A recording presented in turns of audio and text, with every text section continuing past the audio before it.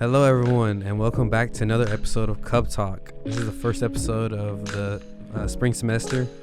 I'm here with a very special guest, my fraternity brother Tre Baldwin. He also works in SOAR. Brother Tre, if you want to get more in depth in your title and introduce yourself. Yeah, what's going on, everybody? My name is Tre Baldwin, and again, I'm the Assistant Director of Basic Needs and Financial Wellness.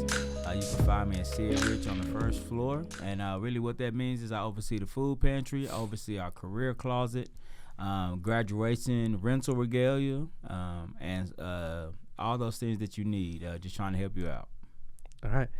So for our first question I have for you today, Tre, is where's home for you?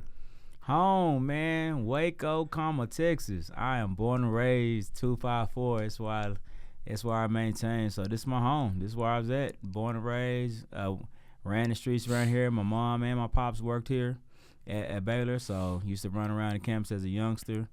And so it was fun. But yeah, Waco, my home. Graduated from Waco High. Left for a little bit, but came back. Yeah, it's got me. That's where I'm at. Yeah. You being a Waco native, Tre, like what's your top 5 places to eat in Waco? Ooh, top 5. All right, let's get it.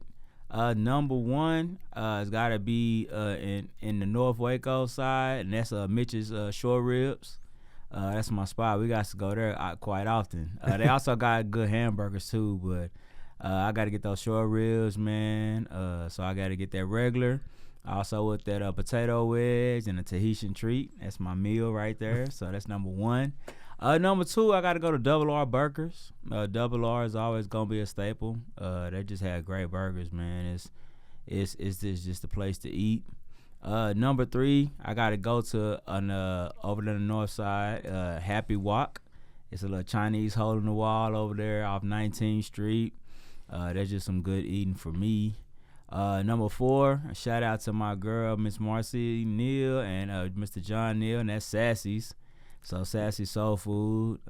Yeah, I got to get there. Just got to eat the snacks. And then 5, oh, God, I'm tripping, bro. That really should have been number 1 for me, and that's Crispy's Chicken. That's on Franklin. You know what I'm saying? Cash only. But it's, hey, listen, I got to go 3 wings and I get a snack pack, 3-wing snack pack. And so it's going down every time. Yeah, top 5. I definitely gotta try those places. Like I've been looking, I've heard of Double R's. Yeah. I talked to some people from Waco and they said to go there, but it's like only open like a certain days, right? It's not open every day. Yeah, it's I don't remember the days though, but yeah, it's open. But hey, it's good though. It's always packed. It's always packed though. Yeah, you gotta get a little time in there. Yeah, I'll check it out for sure. yeah. Next question is, what was your experience like in college, and how'd you deal with adversity as a college student? Wow. Yeah. So I did not go to Baylor undergrad. I went to Tarleton. And so I think just the adversity that I had to deal with, one is I got kicked out of school. Yeah, so I got kicked out of school for plagiarism. And so I had to fight to prove that I didn't plagiarize my paper. I didn't copy it. Those are all my words. But yeah, they kicked me out of school, man. So I had to do like this plagiarism class online. And the crazy part was, like, I couldn't pass the test. I couldn't pass the plagiarism test. And so I told my professor, I said, I'll just drop out of school if you can pass this test. And so she took it and she failed it. And I said, see? I said, you failed it, and this is your degree. Your degree's in English, and you failed this plagiarism test. So I was able to plead my case and get back in school. But I think that was probably one of my biggest things. Adversary just coming back. But not really much, man. I really enjoyed my time in school, undergrad and grad, so it was pretty dope. Yeah. Where'd you go for grad school? Charleston. Yeah, I double back. I have my bachelor's in social work and also my master's in social work. So, yeah, both. I just hit it real quick, kept going, couldn't stop. Yeah. And then when you entered the professional field, what challenges disappeared, and what new challenges did you encounter? What challenges were constant? I think challenges disappeared is number 1, just getting into the work field. So getting into the professional life, I think that disappeared because I was in it then, you know. Mm-hmm. But I think new challenges is trying to adapt to the professional work culture, being able to maneuver through like work politics. What that means is just trying to learn the lay of the land and learn how people operate. Who those that you need to talk to, who those that you don't need to talk to, and just really being able to grow as a professional, learning new things about building a real resume and what does that look like, and CVs. I didn't know what those meant before I jumped in the professional world, and just understanding that bodies of work and accomplishments and leadership, those type of things kind of helped grow. But that, and I also want to say that it looks different in different aspects. So I've been working in education for the last 15 years, but I've been working in K through 12.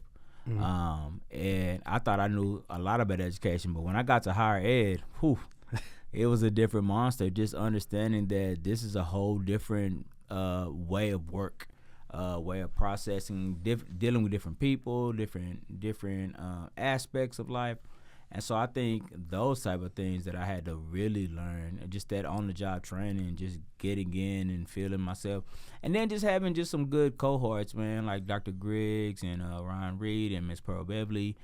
Those great people that were pouring into me. Dr. Dom Hill, that poured into me as I made the transition into Baylor.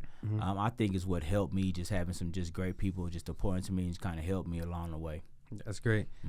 I know you mentioned you worked through K through 12. What was your role when you were in K through 12? Yeah, K through 12, I was a school social worker. So I worked with students, parents, kind of basically what I do now, but I just did it on the elementary level. Okay. I did wraparound services, so providing students with food, clothing, but also getting them the mental health services they need, or maybe just medical services that they needed. So I was able to do that on a day-to-day basis. So it was pretty fun. That's great. Yeah. And then, so what is imposter syndrome in your opinion? I always laugh at imposter syndrome. I think it has now become a buzzword like trigger. And so imposter syndrome, I guess the definition is right, just being in a space and you feel like you fraud in that space. But to me, man, I don't ever see myself as imposter syndrome, and I know that may sound, far-fetched, but I don't, because any space that I'm in, I feel like I'm built to be in.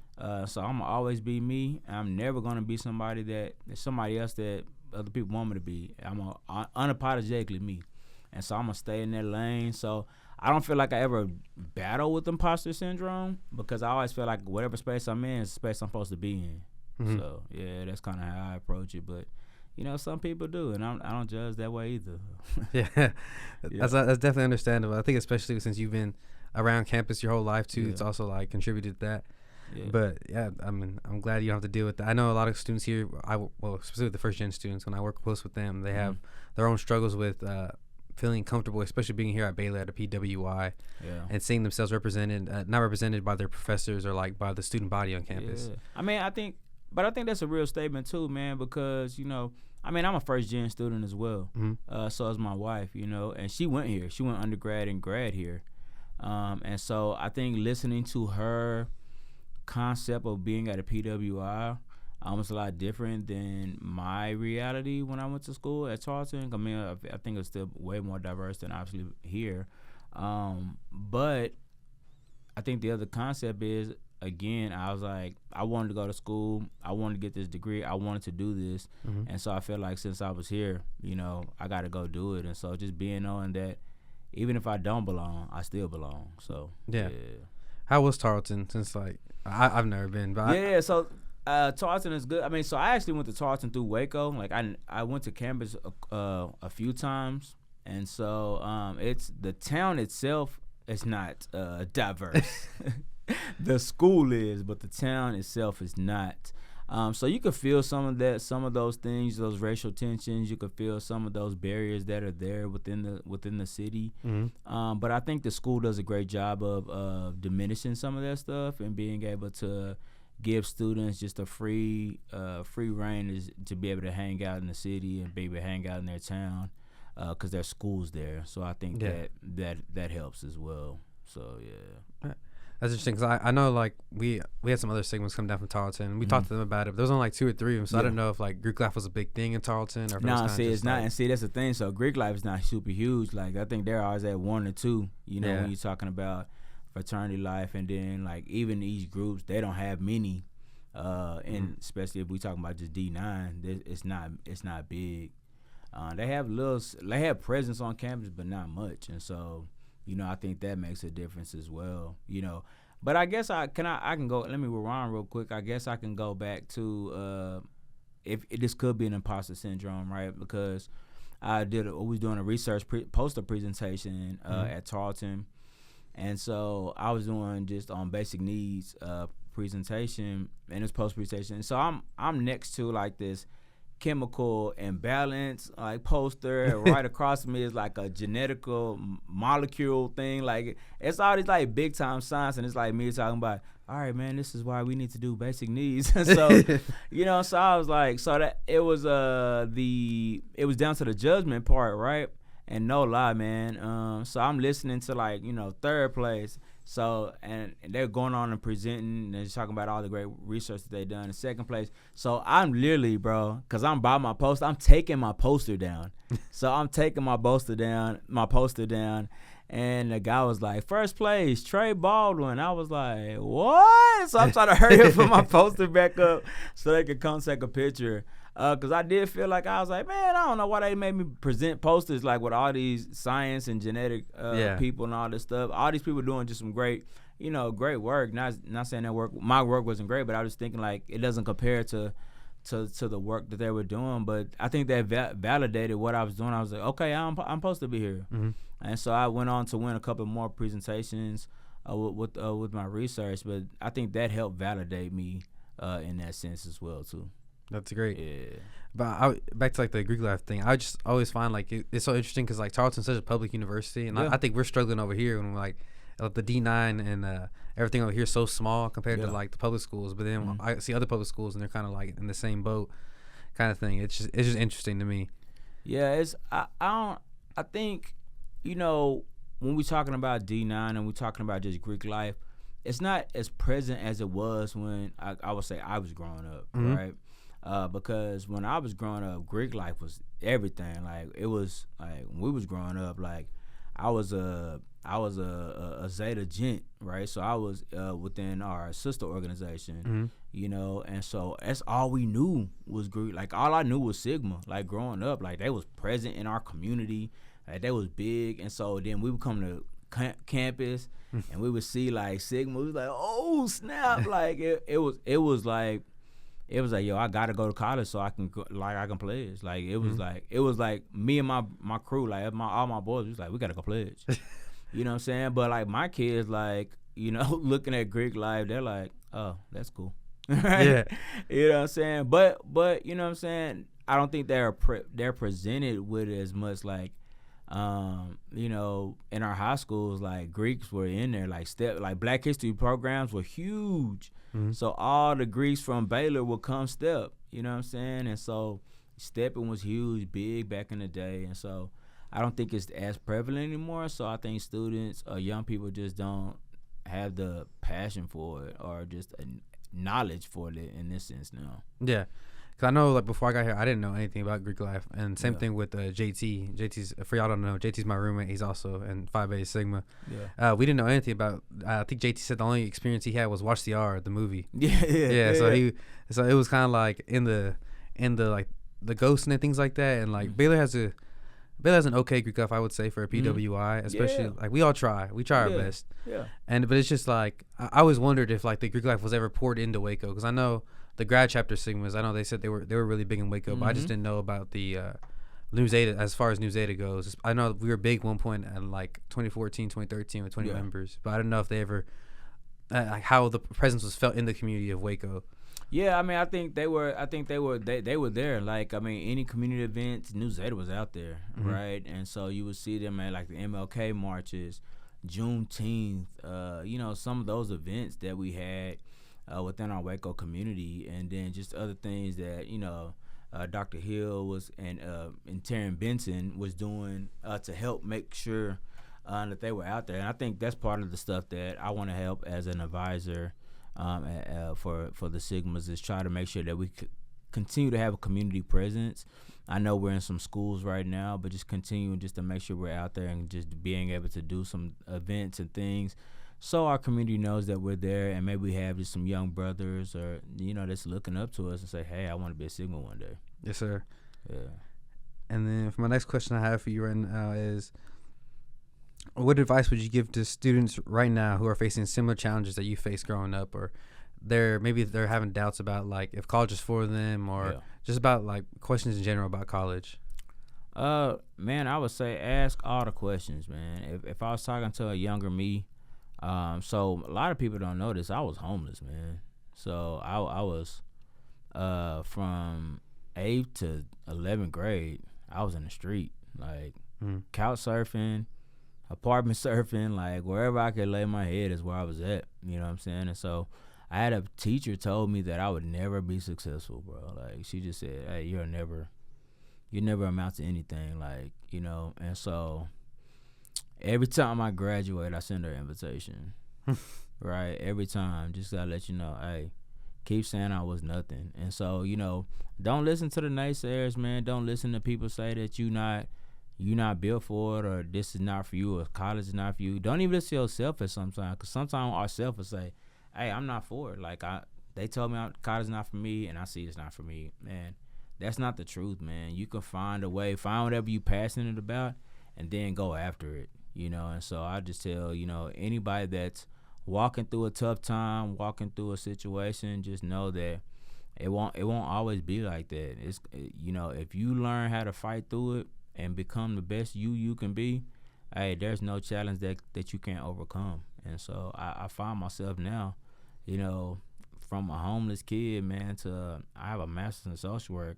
Soon I'm applying right now to doctoral schools. I'm soon going to be Dr. Baldwin, you know what I'm saying? And so I never would have thought, when I'm sleeping in my car at ninth grade, bro, like that I would be in the position that I'm in right now. So, yeah. That's great advice, Brother Trey. Yeah. I just think that's such a big stigma, especially like the underprivileged and minority communities, that they push the agenda that college isn't for everybody. Yeah. And I think that was like something I learned like at a very young age. Luckily, I had parents that were like, no, like you're gonna go to college or get a job. Yeah. But like I remember being like school people they were just like pass people pass. They're like, yeah, they ain't gonna go to college anyway. Yeah. Especially like the high school I went to was kind of like you submit a piece of paper, you get an A. The teachers kind of just like pass you to get because they don't want to deal with you next year, and essentially, that's like they're just like, you know what, like the real world will humble you, and they just kind of like don't prepare you for life. Yeah. And I think there's definitely situations where like real life problems happen at young ages, and they don't necessarily know how to they don't understand the impact their words have, especially on a student's life, especially. One of the biggest. And I tell people this all the time, one of the biggest misconceptions of life was a phrase that we heard when we were little kids. And the phrase is this: sticks and stones may break my bones, but words would never hurt me. Bro, that's the biggest lie we've ever heard, bro. It's the biggest misconception. Words matter, right? Words hurt. And so we have to understand, as a father of 3 children, Camden, my son, which is 14, my daughter Camille, which is 12, and my baby girl, which we call her Woosie, she's 11. Words matter, bro. Like what I say to them matters. And so I have to choose my words, even when I'm angry, even when I'm frustrated. I still have to choose my words carefully, to be able to pour into them, to let them know, man, hey, you are valuable. You know what I'm saying? You can still do this. My son hangs out with a lot of young men that just don't care about life. And I tell them, bro, you're not built for that. Like, your daddy had to go through that. You know what I'm saying? Yeah. I struggled. I was in the thug life. You know what I'm saying? I sold drugs. I did all this. You know what I'm saying? So you don't got to. You don't have to be hard. I was hard. You don't have to be. Bro, you stay in the suburbs. You know what I'm saying? You stay in the suburbs. And so I have to remind him, like, they're in a struggle life, but you're not. Bro, you have a house, you have a shoe wall, you know what I'm saying? Like, you have all these things. Like, you don't have the struggles that they have, right? Yeah. They said, well, they were in the same thing, bro. You was in Louis. Like, stop. You know what I'm saying? And so I have to remind him, but, like, just be you. It's okay. We worked hard for this. Me and your mama worked hard to put you in the space that you're in. So, yes, you're going to college, right? No, you're not going to be a first gen because your mom and dad already overcame that obstacle. but you're going to college and you're going to be successful and whatever your passion is. I'm not telling you got to go to school to be a doctor. I'm telling you go to school though. So find out what your passion is and what you want to do, and how can we help you get to that level, right? And so words matter, man. They matter a lot.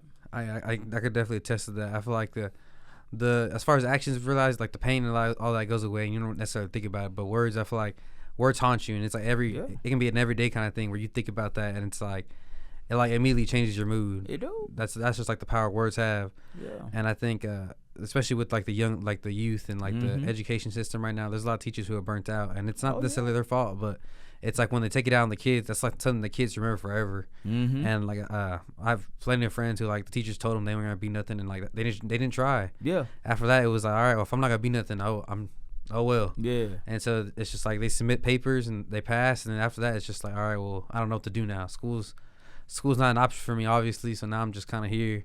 Yeah. No nothing, and it's wild, bro. Like I don't get it, man. And so I try to pour in. That's why I coach youth sports. That's the reason why I do it. It's because there's so many young people, man, that don't have, role models or don't have anybody in their life to look up to. One of my homeboys, he coaches a basketball team, 8th grade boys. And he was telling the kids, he was like, hey, man, y'all, hey, make sure you get your grades done, make sure, we got to make sure our college resumes look good. So if you're trying to play basketball on the next level, you know what I'm saying, these are the things that you need to take place. And one of the parents said, my son gonna be a street thug, he don't have to do about this. And I was like, and so the coach said, hey, no, he not gonna be shit. Like, nah, that's what he gonna be. And this is like, wow, like you have parents that are pointing. So now this young man has to overcome the obstacles, not only that the adversities that he has to face in general, but then the adversity that his parent is putting on him. And so we don't understand that what some of these young people are dealing with at home and in their home life. And so it's just those moments that we just trying to pour into them, trying to give them the best options, best opportunities that we possibly can. So, I always got young people with me because, listen, I want to make sure that if they don't have a great sounding board, that I can be one of them for them. So, yeah, I think mentors are a very important thing. Just speaking from my perspective, like I was lucky enough to have it come from a 2-parent household, so it's like my parents were still together.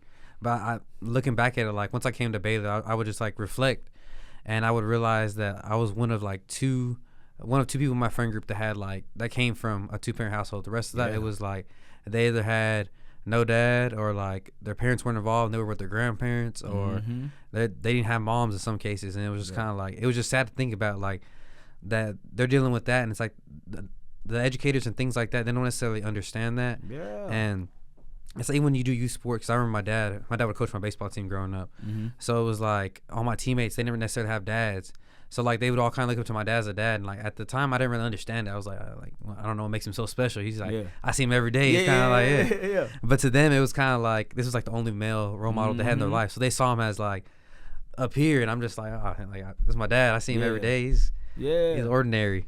But like it just amazes me to this day, like how much that means to them, especially like when my dad sees him in like the grocery store now. Like it's been like 10 years in some cases, and they still greet him, oh, what's up, coach? And they film on their whole life story, and like it's just like amazing to see that connection still lives with them, and they still like appreciate my dad for everything he did. And like to me, it didn't seem like he did a lot. Like he coached, like we had practice twice a week and a game on Saturdays and Sundays. But like to them, it was more than that. It was like it set the pace for their life, and it set them like, especially with my dad, he would just tell them, hey, like, if you aren't gonna go to college, like go to job, like don't be in the streets. Because like my dad, he grew up very poor, and he was like, my uncle was in the streets and all that, and like my grandparents, they're immigrants, so they were like, they worked hard, they had to pay for my uncle to get out of jail and this and that, and my dad like saw that, so my dad was always kind of like having to pay the price for my uncle's like mistakes. And so like my dad was always telling me, my brother, like, hey, that street life isn't for you. Like me and your mom, like kind of similar what y'all do. Like we weren't necessarily like financially blessed or anything, but they would work 2 or 3 jobs just so we can play youth sports, and just so we'd have clothes on our back when we go to school. And so I think having that, like, that set me straight, but it just surprised me, like, not being grown, seeing how many of my friends like had to deal with like no role models, and I can't even like imagine my life without my dad or like my grandpa setting the example for me. Nah, it's real, man. A lot of young people don't, man. Like I do a chaplain. I'm a chaplain for a local football team, man. One of the coach asked, you know, hey, how many of y'all got two-parent? No, it was a speaker that asked, hey, how many of y'all have a two-parent home?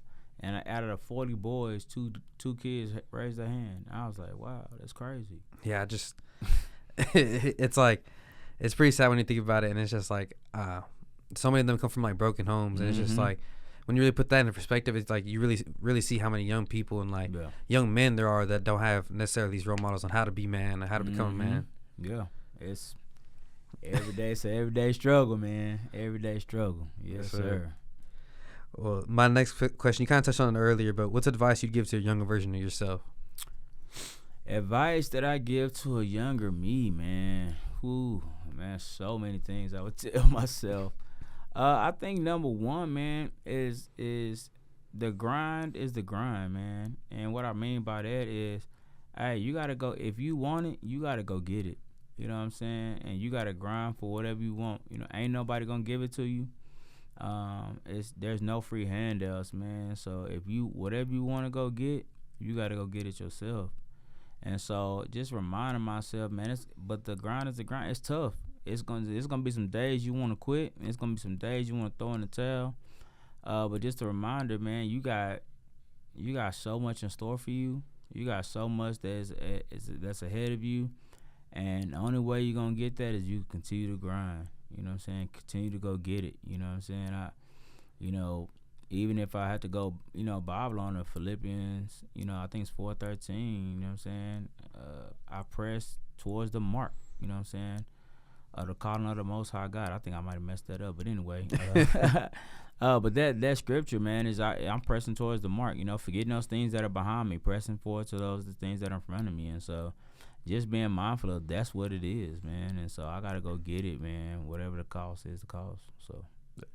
Yeah. That's great advice. I think a lot of people can put that implemented in their lives. Yeah. Especially when it comes to I feel like in our society now, it's such an instant gratification society. Yeah. Like people don't necessarily they want change to happen right now, but they don't understand. It starts with one step at a time. One step, bro. Yeah. It's just one step. I tell people, the difference. Well, I'm gonna ask you the question. Do you know the difference between boiling water and a locomotive train? I don't know. 1 degree. You said what? 1 degree. 1 degree is the difference. 1 degree hotter than boiling water can fuel a locomotive train. Yeah. I only take 1 degree, bro. So it only take one step, one thought, one move. Just one thing to help you get to moving. You know what I'm saying? Mm-hmm. And so it's just one thing. Everybody want to try to take, bro, you can't, how you eat a piece of cake? One piece at a time. You know what I'm saying? Yeah. Everybody want to think, oh, I got to do this. Nah, man, one step, bro. That's it. One step at a time. That's all you can't take multiple steps. Mm-hmm. You're going to get tripped. Just one step at a time. How do you walk? One step at a time. It's just one step, bro. So people got to understand, or we have to understand, it's just one step. All I need is one. Yeah. You know what I'm saying? All I need is one. That's what me and my brother, we have this little saying. It's either one day or day one. So it's whenever you want to get started. Because it's you can always say one day I'm going to do this. One day I'm going to do this. But it's day one, that's the day you start. That's the day that. I get it. Ain't no better time than today. Yeah. You know what I'm saying? Got to go get it. Just one step, bro. Even for you weight loss journey folks, bro, just go. Just start walking. Mm-hmm. You know what I'm saying? You ain't got to run a marathon. You ain't got to bench 1,000 pounds. Just one day, bro. Hit the bench. Hit the bar. Bro, it's just one day. You got to start somewhere, man. Mm-hmm. But you got to start. That's the thing. You got to start. That's the biggest thing. You got to start. All right. Thank you, Brother Trey. Yeah. And so these next two questions are kind of about Black History Month. Okay. And so what is your favorite part of your culture? Shoot. Favorite part of the culture, man. Listen, I want to say family, bro. I think family is key. I think, when you have healthy family, it's the lifeline, right? Especially in our culture, African-American culture, it's always that grandmother that's the glue to the family, the rock to the family, you know what I'm saying? And so It's always tough when Big Mama gone. That's when you see the family start to disperse. But culture is everything. Family is everything in our culture. It's all we have at one point in time. You know what I'm saying? And so just understanding the value of family and bringing that back, man. I think our families have gone astray, bro. Everybody's in their silo. Everybody trying to do their own thing. But man, family units used to be the space. They used to kick back, reminisce. All the cousins used to hang out. It was a moment, man. So for our culture, man, I think we really got to get back to the family. You know what I'm saying? I think once we get back to family, we'll begin to see our culture change again. So yeah, that's a great answer, brother Trey. Yeah. And the next one is kind of like a follow up. I guess it's like how's it like being a member of an MPHC org? I know you're a member of the Grad Chapter Sigmas. Yeah. I think it's cool, man. I'm a Greek guy. You know what I'm saying? I think right now a lot of people feel either or, right? It's either you love it or you don't. Some people think we just paying for friends, right? But it's not that, man. It's more than that. And if you see behind the letters and the stroll, you see the connection, the community. Even, you know what I'm saying, beyond the, undergrad, day in and day out beef, whatever those things may be. But beyond that, once you get older, you see the camaraderie and the family within the D9 organizations where we can come together. Case in point, man, we just had our MLK celebration here in Waco, and all the D9s came together. We all came together as one and put on a great event for our city. Nobody was set tripping or, you know what I'm saying, this org did this or this. Nah, everybody came repping their org, but also just coming together as a community to put on a community event, man, which was man. We had a lot of young people there, and it was freezing cold. Oh, my God. It was freezing, but everybody came together as one, and that's what you want, man. And so our MPAC grad group has been doing some great work, coming together, getting ready to do some great events, some mixers, some Greek picnics, and some other things, but also being able to just serve our community with scholarship banquets and some other things. And so I'm excited to be a part. I'm excited that we have the opportunity to give 2 high school seniors $1,000 scholarships, and we continue to just keep doing that and pouring back in our community, man. And that work is going to continue to keep going on. So I love that I'm a part of it. Yeah, that's what it's all about, is giving back to the community. Yeah. And then the podcast on a little bit lighter note. What superpowers would you have and why? What superpowers? Oh, bro, I'm trying to say invisibility.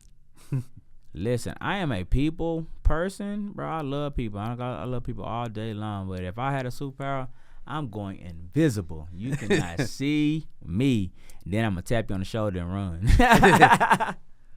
Nah, yeah, man. I like invisibility, man. I don't need to fly or anything like that. I just want to just be able to duck away for a hot second, man. I'd be like, where'd Trey go? I'd be right in the room laughing. You know what I'm saying? So, yeah, invisibility for me, man. That's I don't need to knock down buildings with super strength or nothing like that or fly.